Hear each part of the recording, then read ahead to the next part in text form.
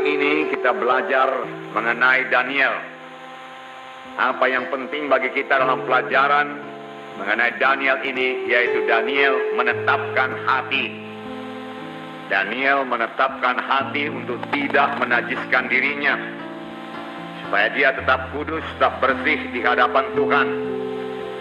Dia mau hidup suci untuk menyenangkan Tuhan. Saudaraku, banyak persamaan antara Yusuf dan Daniel. Saya katakan tadi, dua-dua mereka saudaraku ditawan pada waktu mereka masih muda. Satu ditawan ke Mesir, saudaraku, dijual sebagai budak belian, yaitu Yusuf. Tapi Daniel, saudaraku, ditawan oleh Raja Nebukadnezar dan dibawa ke Babel, saudaraku. Dua-dua, saudaraku, mendapat perlakuan yang tidak adil. Yusuf, saudaraku, difitnah sehingga dia masuk penjara. Tetapi dia sama sekali tidak mendendam, tidak marah, tidak sakit hati, saudaraku, sehingga Tuhan menyertai dia.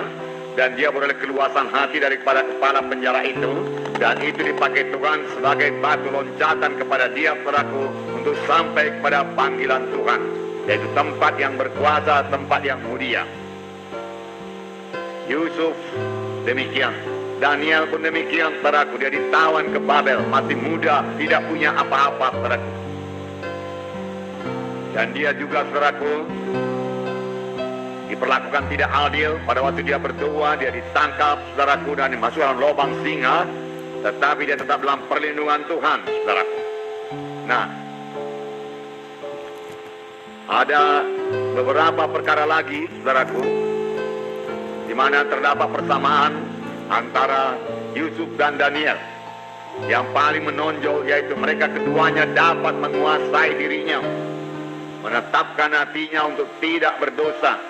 Bagaimanapun besarnya godaan datang kepadanya, dia tetap menolak dosa itu, karena dia tahu dosa itu menduka citakan Tuhan, saudara.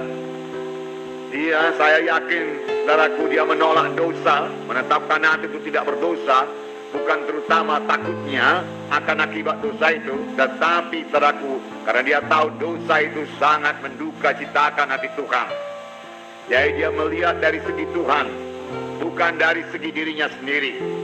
Walaupun memang, saudaraku, orang yang berdosa itu selalu memperoleh akibatnya, saudaraku, tetapi saya yakin kedua orang hamba Tuhan ini, saudaraku, mau menyenangkan Tuhan. Itulah yang terutama mereka pikirkan dalam hidup mereka. Oleh sebab itu mereka menjaga diri mereka tetap suci. Tetap suci. Nah, akibatnya, saudaraku, keduanya dikarunia Tuhan dengan berkat yang luar biasa, dengan hikmat yang luar biasa. Hikmat, saudaraku, yang boleh menolong, saudaraku, Raja Mesir, Firaun pada waktu itu, saudaraku. Kemudian pada zaman Nebukadnezar, hikmat yang menolong Nebukadnezar, saudaraku. Karena mereka kedua punya hikmat dan punya pengertian dalam mengartikan mimpi. Baik, saudaraku, Yusuf, baik Daniel, saudaraku. Nah, saudara kekasih dalam nama Yesus, kita belajar mengenai karakter dalam beberapa minggu ini, saudaraku, supaya kita bertambah-tambah dewasa. Tidak cukup kita memiliki urapan saja, saudaraku. Sama sebagaimana Simpson, saudaraku, memiliki urapan, tetapi dia tidak memiliki karakter, yaitu buah Roh Kudus. Dia tidak teguh, dan dia jatuh kepada dosa. Saudara, dia tidak bisa berkata tidak kepada kehendak dagingnya. Dia mengiyakan saja kehendak dagingnya. Dia tidak teguh, saudaraku. Banyak anak-anak Tuhan gagal, saudaraku, dalam panggilannya, karena dia tidak teguh dalam menolak dosa, dalam menolak kehendak daging. Sedangkan firman Tuhan berkata, janganlah dosa itu berkuasa atas dirimu. Jangan turuti kehendaknya. Hendaklah kamu kudus karena aku kudus. Firman Tuhan berkata. Nah, saudaraku, Daniel pun demikian, saudaraku. Dia menolak dosa dengan tegas. Tidak mau menajiskan dirinya dengan makanan yang dipersembahkan raja, yang diberikan raja kepadanya. Walaupun, saudaraku, resikonya besar. Itu kerajaan yang sangat berkuasa pada waktu itu, saudaraku, terbesar, saudaraku. Menurut penglihatan yang diberikan kepada Nebukadnezar, itu kerajaan yang terbesar, saudaraku. Nah, sesudah itu kerajaan yang kurang mulia dia katakan, yaitu kerajaan Media Persia. Kemudian kerajaan yang kurang mulia lagi kerajaan Roma, dan seterusnya, saudaraku. Jadi, saudara, keputusan raja merupakan keputusan yang mutlak, tidak bisa diganggu gugat lagi.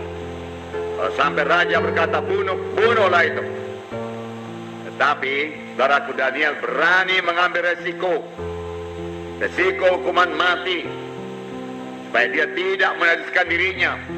Karena kalau dia menajiskan dirinya, saudaraku, Tuhan akan berduka cita, persekutuan dengan Tuhan akan terganggu, saudaraku. Dan tentu saja dia juga tidak sampai kepada panggilan Tuhan dalam hidupnya. Jadi saudaraku, Daniel juga sudah mempraktekannya, saudaraku. Dia berketetapan hati, teguh hatinya, kuat rohnya, saudaraku. Tidak bisa dibimbangkan, saudaraku. Dia tidak ragu-ragu, saudaraku, untuk mengatakan tidak kepada makanan yang serupa itu. Hanya soal makanan, saudaraku. Tetapi yang penting bagi Daniel, saudaraku, dia tetap mematuhi Tuhan, mematuhi firman Tuhan. Nah,